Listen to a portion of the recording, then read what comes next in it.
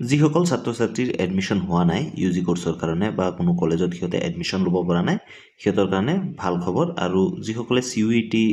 exam দিছে আৰু সিহঁতে CUETৰ আণ্ডাৰত এডমিশ্যন ল'ম বুলি ভাবিছে বা সিহঁতৰ এডমিশ্যনৰ কাৰণে ৰৈ আছিলে সিহঁতৰ কাৰণে ভাল খবৰ আহি পৰিছে যে টাইমলাইন দি দিছে চৰকাৰৰ ফালৰ পৰা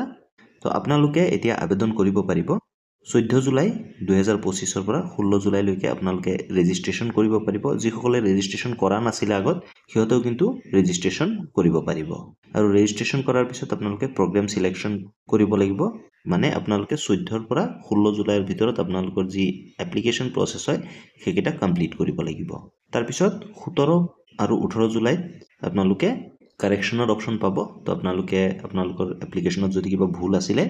সেইকেইটা আপোনালোকে কাৰেকশ্যন কৰিব পাৰিব তাৰ পিছত 19 জুলাই তাৰিখে আকৌ যি কাৰেক্ট কৰা এপ্লিকেশ্যনখিনি আছে সেইখিনি আকৌ সেই কলেজে চেক কৰিব তাৰ পিছত 21 জুলাই তাৰিখে সিহঁতে মেৰিট লিষ্ট প্ৰিপেয়াৰ কৰিব বা সিহঁতে মেৰিট লিষ্ট পাব্লিছ কৰিব ইয়াৰ পিছত 22 আৰু 23 জুলাই তাৰিখে সেই মেৰিট লিষ্টত যিসকলৰ নাম আহিছে সিহঁতে এডমিশ্যন পাব বা সিহঁতৰ এডমিশ্যনটো কৰাব লাগিব আৰু যিসকলে CUET দিছে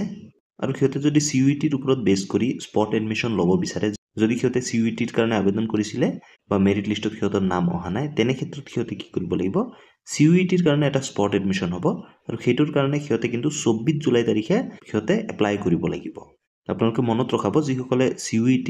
কেটেগৰীত এডমিশ্যন ল'ম বুলি ভাবিছে আৰু সিহঁতে মেৰিট লিষ্টত এডমিশ্যন পোৱা নাই তো সিহঁতে CUETৰ বেচিছত সিহঁতে স্পট এডমিশ্যন ল'ব বিচাৰে তেনে ক্ষেত্ৰত সিহঁতে 24 জুলাই তাৰিখে কিন্তু ৰেজিষ্ট্ৰেশ্যন বা এপ্লিকেশ্যন কৰিব লাগিব সেই দিনটো যদি আপোনালোকে মিছ কৰি যায় তেনে ক্ষেত্ৰত কিন্তু আৰু আপোনালোকৰ এডমিশ্যন নহ'ব সেয়েহে আপোনালোকে এই কথাটো ভালকৈ বুজি লওক যে যদি আপোনালোকৰ মেৰিট লিষ্টত নাম নাহে তেনে ক্ষেত্ৰত কিন্তু আপোনালোকে আকৌ এপ্লিকেশ্যন কৰিব লাগিব CUETৰ বেচিছত যদি এডমিশ্যন পাব বিচাৰে স্পট এডমিশ্যনত তো 24 জুলাইত যেতিয়া আপোনালোকে আবেদন কৰিব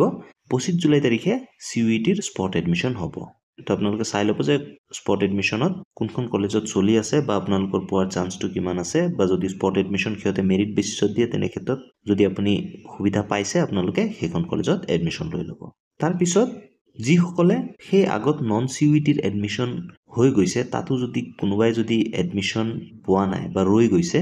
সিহঁতে 28 পৰা 30 জুলাই তাৰিখলৈকে স্পট এডমিশ্যনত পাৰ্টিচিপেট কৰিব পাৰিব কিন্তু এটা কথা মনত ৰাখিব যোনখন কলেজত আপুনি স্পট এডমিশ্যনৰ কাৰণে যাব তাত কিন্তু আপোনালোকে আবেদন কৰিব লাগিব আৰু আপোনালোকে যদি সেই আগৰ ফেজত অৰ্থাৎ আপোনালোকে নন CUETত কোনোবা এখন কলেজত এডমিশ্যন পোৱা নাছিলে তো আপোনালোকে অহাকালি অৰ্থাৎ 14 পৰা 16 জুলাইৰ ভিতৰত কিন্তু আপোনালোকে সেইখন কলেজতো আবেদন কৰি থৈ দিব তেতিয়াহে আপোনালোকে স্পট এডমিশ্যনৰ কাৰণে এডমিশ্যন ল'ব পাৰিব মই সিস্টেমটো আপোনালোকক দেখুৱাই দিম